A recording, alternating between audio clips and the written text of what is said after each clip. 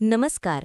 आजच्या या व्हिडिओमध्ये आपण जाणून घेणार आहोत कुंकुमार्चन म्हणजे काय, कुंकुमार्चनाचा विधी कसा करतात, कधी आणि कोणत्या दिवशी करावा आणि त्याचे फायदे काय आहेत. कुंकुमार्चन म्हणजे काय? देवीचा नामजप करत तिच्या चरणांपासून मस्तकापर्यंत चिमूटभर कुंकू वाहणे म्हणजेच कुंकुमार्चन. हळदीपासून तयार झालेले कुंकूच वापरावे. कुंकूमध्ये देवीचे तत्व आकर्षित करण्याची विलक्षण क्षमता असते.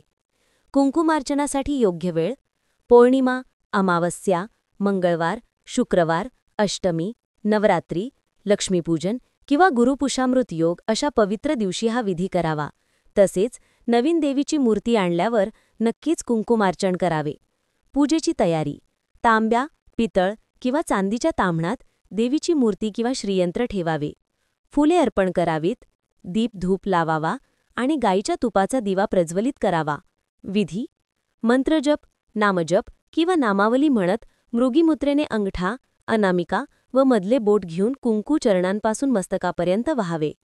काही जण फक्त चरणांवर कुंकू अर्पण करतात, तर काही जण पूर्ण मूर्तीवर. समाप्ती: मंत्रजप पूर्ण झाल्यावर देवीची आरती करून मनोकामना व्यक्त करावी. कुंकुमार्चनाने देवी कृपा सहज मिळते व घरात शुभत्व वाढते. आमच्या चॅनलला लाईक, शेअर आणि सबस्क्राईब करा.